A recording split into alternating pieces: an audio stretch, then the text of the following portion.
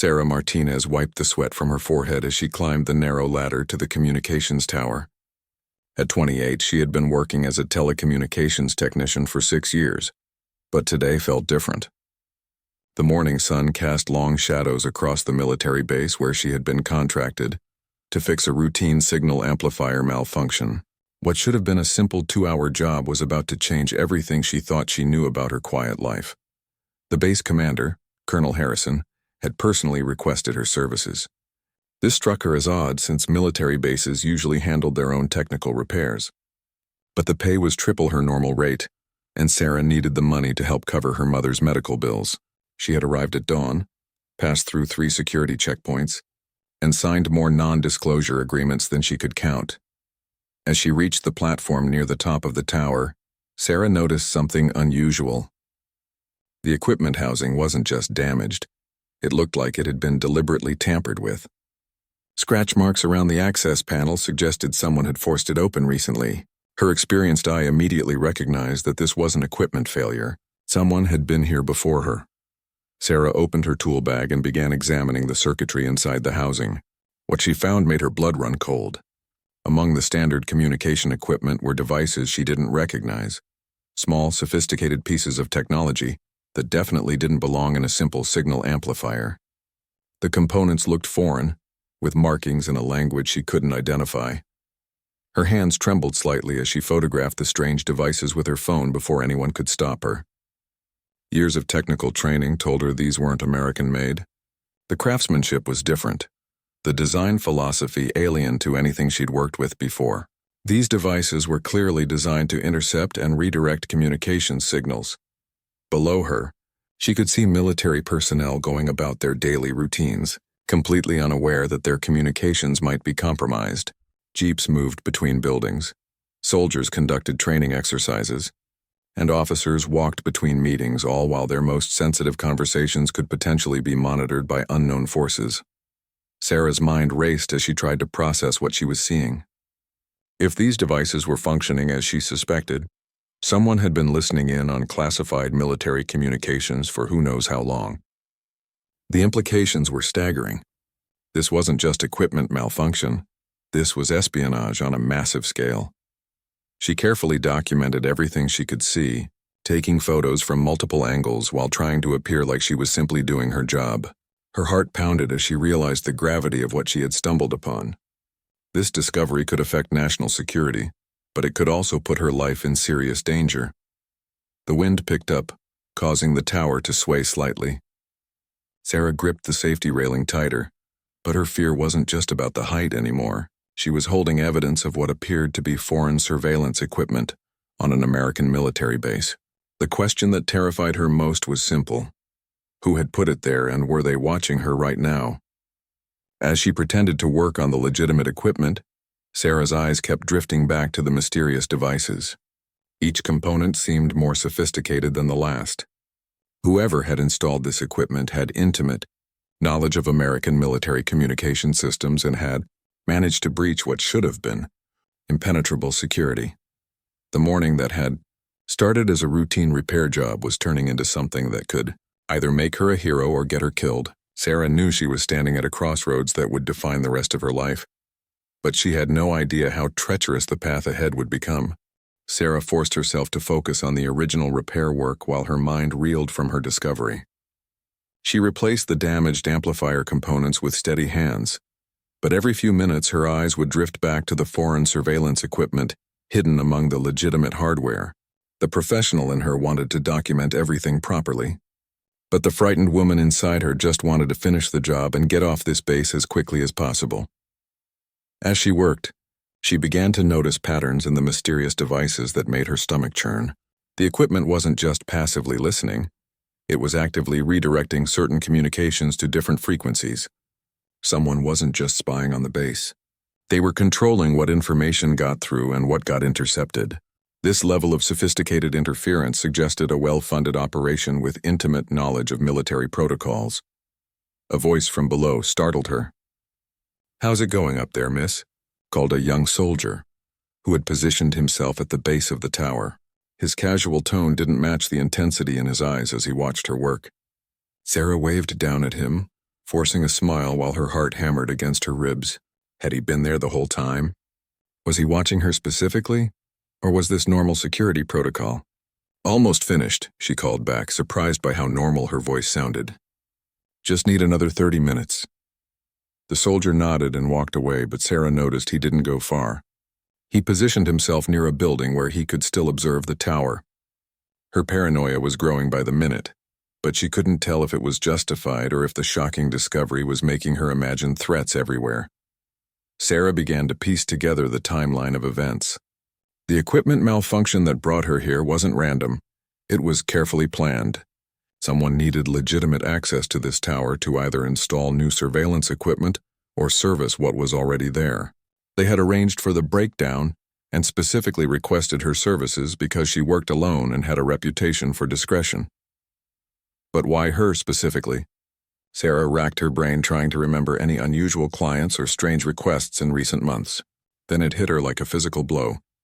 3 weeks ago, a well-dressed man claiming to represent a telecommunications consulting firm had approached her about potential military contracts. He had asked detailed questions about her security clearances and work methods. At the time, she had been flattered by the attention and the promise of lucrative government work. The man had introduced himself as David Chen, but now Sarah wondered if that name was real. He had known too much about her personal situation. Her mother's illness, her financial struggles, her reputation for working independently. He had probably orchestrated this entire situation to get her onto this base with legitimate credentials and access. As these realizations crystallized in her mind, Sarah felt the weight of being manipulated by forces she didn't understand, but the anger that followed was surprisingly empowering. She might have been used, but she was also the only person who knew what was really happening on this tower. That knowledge gave her a dangerous kind of power. She carefully memorized the serial numbers and technical specifications of every suspicious device she could see. Years of technical training had given her an excellent memory for complex information, and she used those skills now to catalog every detail that might be important later. If she was going to expose this operation, she needed to be thorough and accurate. The soldier below had been joined by another, and they were having a quiet conversation while occasionally glancing up at her. Sarah's hands moved automatically through the familiar motions of her repair work, but her mind was calculating escape routes and wondering how many people on this base might be involved in whatever conspiracy she had stumbled upon. When her phone buzzed with a text message, Sarah nearly dropped her wrench. The message was from an unknown number. "Take your time up there. Make sure you see everything." Her blood turned to ice. Someone was not only watching her, but encouraging her to discover what she had found. This wasn't an accident or a mistake. It was all part of a larger plan that she was now an unwilling participant in. Sarah stared at the cryptic text message until her vision blurred. Someone wanted her to discover the surveillance equipment. But why? Was she being set up as a scapegoat? Or was someone trying to expose the operation through her? The possibilities swirled in her mind as she tried to maintain her composure and continue working. She decided to test her theory by taking more obvious photos of the foreign equipment. If someone was monitoring her actions and wanted her to document what she found, they would let her continue. If she was walking into a trap, they would stop her immediately. With trembling fingers, she held up her phone and took several clear pictures of the most sophisticated surveillance device. Nothing happened. No alarm sounded, no soldiers came running. No one demanded she stop what she was doing. The silence was almost more terrifying than if they had caught her immediately. Someone was definitely orchestrating this entire situation, but their motives remained completely unclear. As Sarah examined the equipment more closely, she began to understand the true scope of what she was looking at. This wasn't just a simple wiretapping operation. The devices were sophisticated enough to intercept, decode, and retransmit classified military communications in real time. But more disturbing was what appeared to be a scheduling system built into the hardware. The scheduling component contained what looked like predetermined dates and times for different types of signal interception. Someone wasn't just randomly gathering intelligence, they were targeting specific communications at specific moments. This suggested advanced knowledge of military operations and planning cycles that could only come from someone with high-level access to classified information. Sarah's technical background allowed her to trace some of the signal pathways through the equipment. The intercepted communications weren't just being recorded, they were being transmitted to at least 3 different external locations simultaneously. This redundancy suggested an operation backed by significant resources and sophisticated planning. Her phone buzzed again. This time the message was more specific. Check the routing logs in the main processor. You'll find what they're planning next. Sarah's hands shook as she read the words. Someone was not only watching her but guiding her investigation. They knew exactly what she would find and where to look for it. Against every instinct screaming at her to climb down and leave immediately, Sarah followed the anonymous instruction. She connected her diagnostic equipment to the main processing unit and accessed the routing logs. What she found there made her gasp audibly. The logs contained detailed schedules of upcoming military communications that would be intercepted. But these weren't random intercepts. They were specifically targeting communications related to a major military operation scheduled for the following week. Codenames, timing details, and communication frequencies were all laid out in precise detail. Someone was planning to intercept and potentially disrupt communications during what appeared to be a significant military operation. The scope and timing suggested this could affect national security on a massive scale. Sarah was looking at evidence of what could only be described as an act of war being planned against her own country. But the most chilling discovery was yet to come. Mixed in with the technical data were personal details about key military personnel who would be involved in the operation. Names, family information, daily routines, and security protocols were all documented with frightening precision. This wasn't just military espionage someone was gathering. Intelligence for what could be targeted attacks against specific individuals. Sarah realized she was holding information that could save lives and prevent a major security breach, but she was also in possession of evidence that multiple powerful people would kill to keep secret. Every second she remained on this tower increased the danger she was in, but leaving without this information could result in catastrophic consequences for the military operation and the people involved. The weight of responsibility was crushing. A simple repair job had turned into a situation where her decisions could affect national security and potentially save or cost lives. Sarah had never felt more alone or more frightened, but she also knew she couldn't simply walk away and pretend she had never seen any of this. As she continued to document the evidence, Sarah tried to figure out who might be behind this operation and who could possibly have sent her those guiding text messages. Someone wanted this conspiracy exposed, but they were using her as their instrument rather than taking direct action themselves. The question was whether her mysterious guide was a friend trying to save the country or an enemy with an even more sinister plan. Agent Foster escorted Sarah down the tower, while his colleagues remained behind to examine the equipment housing. Sarah's legs felt weak as they descended, but she forced herself to maintain normal conversation while her mind raced through possibilities. The stolen processing unit felt impossibly heavy in her tool bag, and the data drive in her pocket seemed to burn against her skin. Standard procedure after work on sensitive installations, Foster explained as they reached the ground. Just need to verify that protocols were followed and no unauthorized materials were accessed. His words sounded routine, but Sarah noticed how his eyes continuously scanned their surroundings and how his hand never strayed far from his sidearm. They walked toward a nondescript government sedan parked near the base of the tower.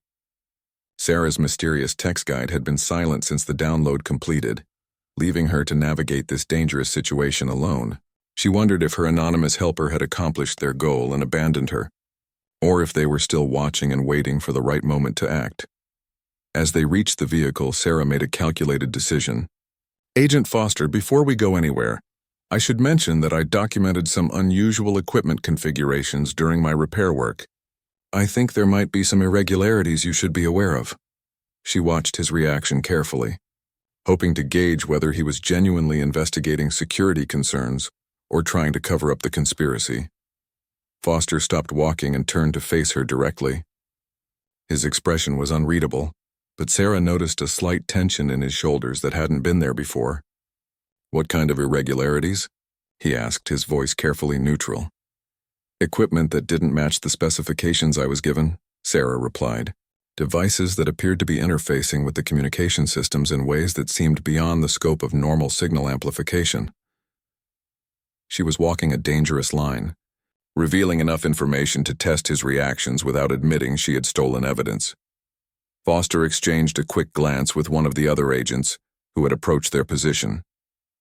The silent communication between them lasted only seconds, but Sarah caught the subtle tension that passed between the men. Either they were surprised by her discovery, or they had been expecting her to find exactly what she had described. "We'll need you to provide detailed documentation of everything you observed," Foster said finally. "This vehicle will take you to a secure facility where we can conduct a proper debriefing." The word secure sent chills down Sarah's spine. In her current situation, secure could mean protected or it could mean imprisoned. Her phone buzzed with a text message. Foster's hand immediately moved toward his weapon while his eyes locked onto her device. "I need to check that message," and he said firmly. "Security protocols require monitoring of all communications during sensitive investigations." Sarah handed over her phone with sweaty palms. The message was from the same unknown number. "Red sedan behind the commissary. Keys under rear bumper. Go now." Foster read the message with growing intensity, his expression darkening as he processed the implications. "Ms. Martinez, you're going to need to explain who sent this message and how they knew your location," Foster demanded. His professional demeanor was cracking, revealing something harder and more dangerous underneath. Sarah realized that whatever game she had been unknowingly playing had just escalated dramatically. "I have no idea," Sarah replied honestly. "I've been receiving strange messages since I arrived here today. I assumed it was some kind of security test or protocol I wasn't familiar with." She was telling the truth, but could see that Foster didn't believe her. Foster gestured to his colleagues, and suddenly Sarah found herself surrounded by armed agents. The situation had shifted from cooperation to detention in a matter of seconds. "We need to search your equipment and person immediately," Foster announced. "This investigation now involves potential security breaches at the highest levels." Sarah's heart sank as she realized they would discover the stolen processing unit and data drive within minutes. But as the agents began moving toward her, an explosion erupted from somewhere behind them on the base. Alarms began blaring, and the agents instinctively turned toward the sound of chaos erupting across the installation. In that moment of distraction, Sarah saw her opportunity. The red sedan her anonymous guide had mentioned was visible behind the commissary building, exactly where the message had indicated. While the agents were focused on the emergency unfolding behind them, Sarah calculated the distance and her chances of reaching the vehicle before they could react. The explosion had thrown the entire base into confusion. Soldiers were running in multiple directions. Emergency vehicles were racing toward the source of the blast, and the communication systems were crackling with urgent messages. In the chaos, Sarah made the most important decision of her life. She ran.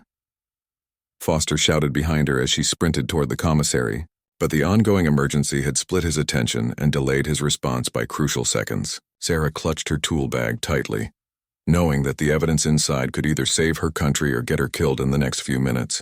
Sarah reached the red sedan with her lungs burning and her hands shaking so badly, she could barely locate the keys under the rear bumper.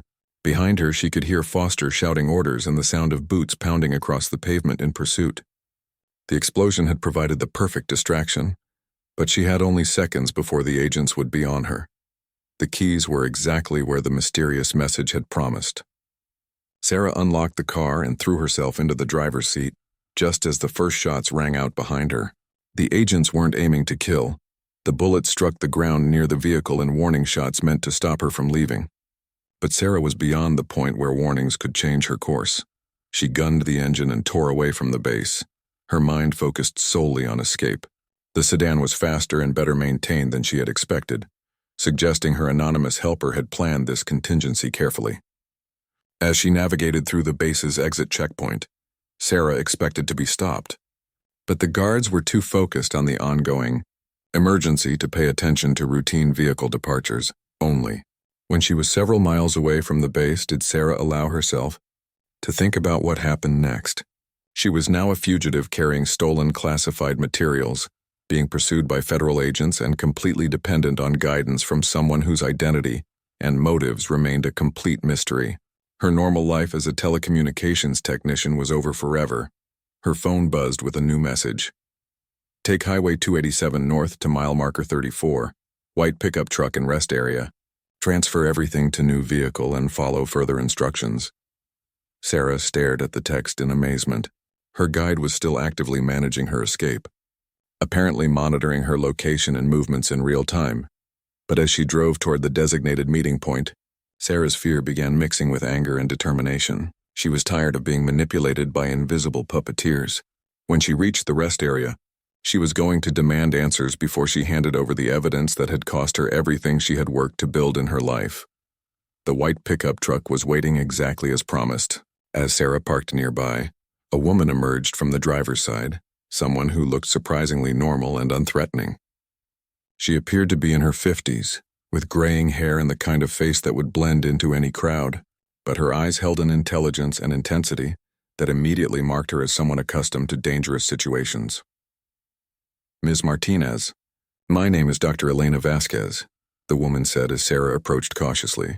"I'm a former NSA analyst, and I've been trying to expose the operation you discovered today for the past 2 years." Her words carried the weight of absolute sincerity, but Sarah had learned not to trust anyone completely in this situation. "You're the one who's been sending me messages?" Sarah asked, keeping her distance and her hand near her phone in case she needed to call for help. "How did you know what I would find up there?" Dr. Vasquez's expression grew grim. "Because I helped design some of those surveillance systems when I worked for the government. What you found today is American technology that was supposed to be used overseas for legitimate intelligence gathering. Someone has been stealing it and using it against our own military installations." Sarah felt a chill of understanding. "You're saying this is an inside job?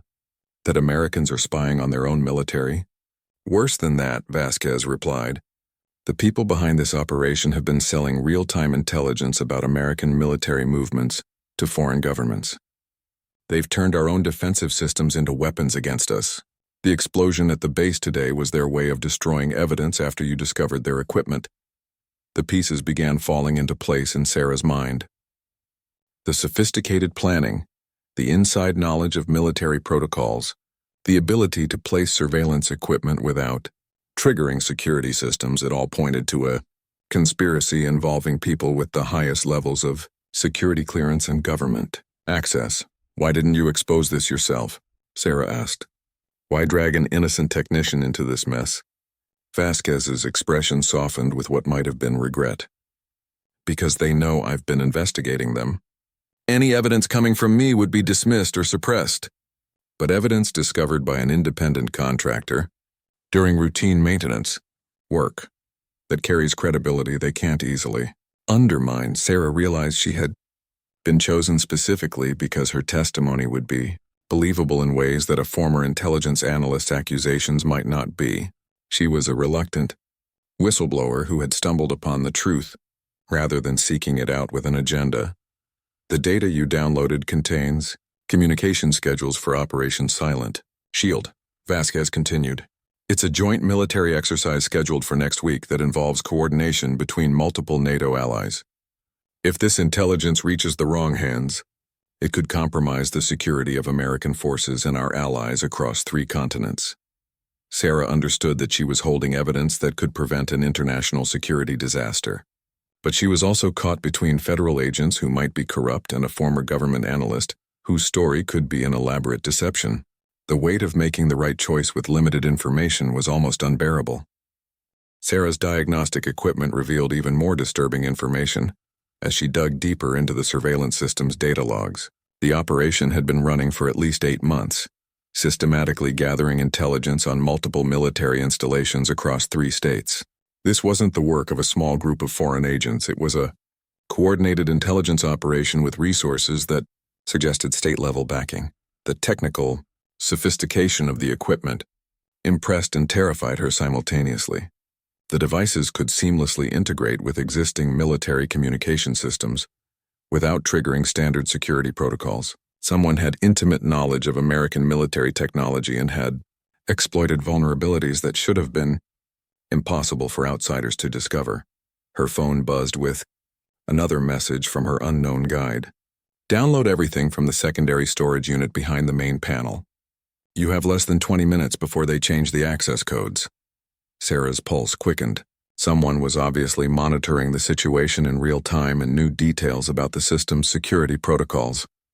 Following the instruction, Sarah located the hidden secondary storage unit and connected her portable drive. As the data transfer began, she watched the progress bar crawl forward with agonizing slowness.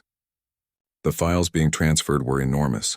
Months of intercepted communications, detailed intelligence reports, and what appeared to be operational plans for future activities. While the download progressed, Sarah noticed movement on the base below that made her stomach clench with fear. Several vehicles that hadn't been there earlier were now positioned strategically around the tower. The soldiers who had been casually observing her work were now joined by others in different uniforms, people who looked more like intelligence operatives than regular military personnel. The download was only halfway complete when she heard the unmistakable sound of boots on the tower's ladder rungs below her. Someone was climbing up to her position. Sarah's mind raced as she tried to calculate how much time she needed versus how quickly her visitor was ascending. The progress bar on her download showed another 8 minutes remaining. "Ms. Martinez?" called a voice from below. "I'm Agent Foster with Military Intelligence. We need to speak with you immediately." The voice was calm and professional, but Sarah could hear the underlying authority that brooked no argument. Her mysterious guide had been right about the timing. They were coming for her. "I'm almost finished with the repair," Sarah called back, surprised by how steady her voice sounded. "Just need a few more minutes to run diagnostics." She prayed that her normal professional demeanor would buy her the time she needed to complete the download. "I'm afraid this can't wait," Agent Foster replied, his boots continuing their steady climb up the ladder.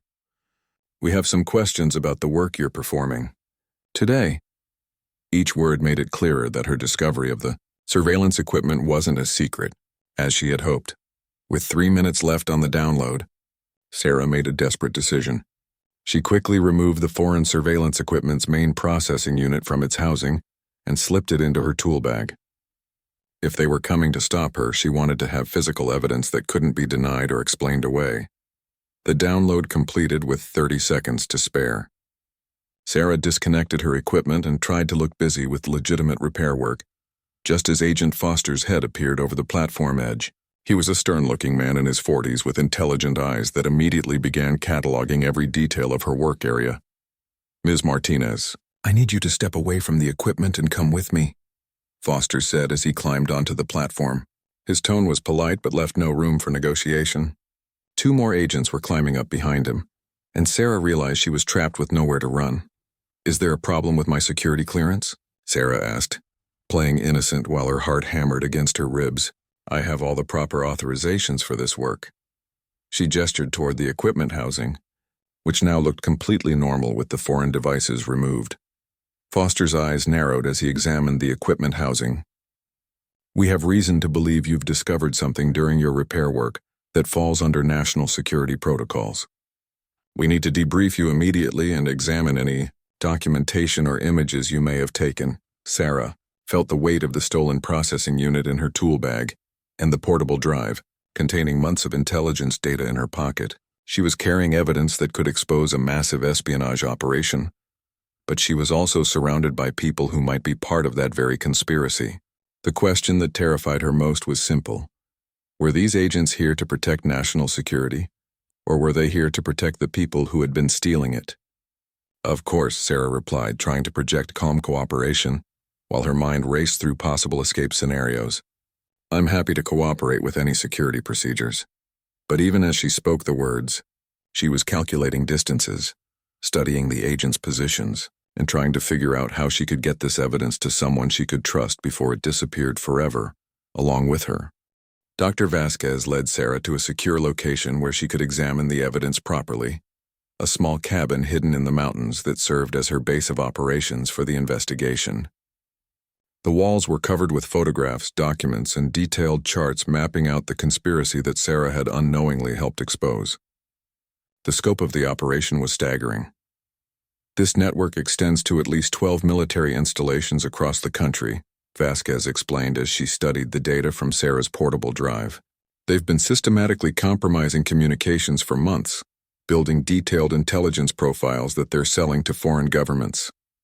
Your discovery today represents the final piece of evidence we needed to expose the entire operation." Sarah examined the documentation that Vasquez had compiled over 2 years of careful investigation. Names, dates, financial transactions, and communication intercepts painted a picture of betrayal that reached into the highest levels of military and intelligence leadership. Several officials she recognized from news broadcasts were implicated in the conspiracy. Agent Foster, is he part of this? Sarah asked, remembering the man's suspicious behavior and quick response to her discovery. Foster is clean, Vasquez replied. He was trying to investigate security breaches through official channels, but the people he was reporting to are part of the conspiracy. They've been feeding him false information and sending him on wild goose chases to keep him away from the real evidence. Sarah felt a mixture of relief and guilt. She had fled from someone who was actually trying to help. But in a situation where the boundaries between friend and enemy were deliberately obscured, her caution had been justified. The conspiracy had been designed to create exactly this kind of confusion and mistrust. Working together, they organized the evidence into a comprehensive package that would be impossible to ignore or suppress. The stolen processing unit contained communication logs that directly implicated 3 high-ranking officials. The downloaded data included financial records showing payments from foreign intelligence services. Sarah's photographs provided visual proof of the sophisticated surveillance equipment installed on American military bases. We need to get this information to people who can act on it immediately, Vasquez said. Operation Silent Shield begins in 4 days. If we don't expose this conspiracy before then, the consequences could be catastrophic for American and Allied forces. But as they prepared to make contact with trustworthy authorities, Sarah realized the personal cost of her heroism. She would never be able to return to her quiet life as a technician. The people behind this conspiracy would never stop hunting her, and her involvement in exposing them would make her a permanent target. Her mother would need to be moved to a secure location. Her identity would need to be changed, and everything familiar in her world would disappear. Vasquez seemed to read her thoughts. I know this isn't the life you chose, she said gently. But sometimes ordinary people find themselves in extraordinary situations where they're the only ones who can prevent disaster. What you did today will save lives and protect national security. 3 hours later, Sarah sat in a secure government facility surrounded by officials she had only seen on television news broadcasts. The evidence she had gathered was being analyzed by teams of experts, while she provided detailed testimony about everything she had witnessed. The gravity of the situation was evident in every face around the conference table.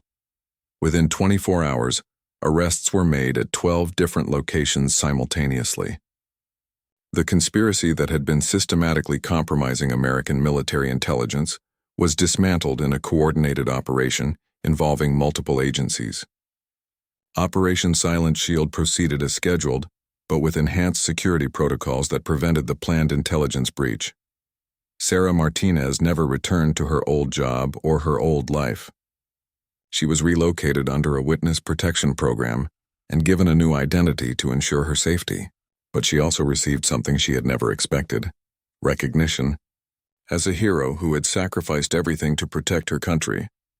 A woman who had climbed a tower for a simple repair job and discovered an enemy conspiracy became a symbol of how ordinary citizens could make extraordinary differences when they had the courage to act.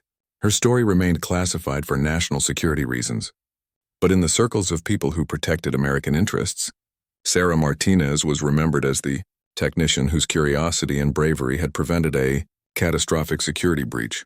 Sometimes the most important battles in protecting freedom are fought not by soldiers in uniform, but by civilians who find themselves in the right place at the right time, with the courage to do what's necessary. Sarah's journey from routine maintenance to national hero proved that heroism often comes from the most unexpected places, carried out by the most ordinary people who choose to act when action is needed most. The surveillance equipment she discovered was dismantled, the conspiracy was exposed, and the people responsible faced justice. But the memory of that morning on the communications tower would stay with Sarah forever. The moment when a simple repair job became the beginning of the most important work of her life.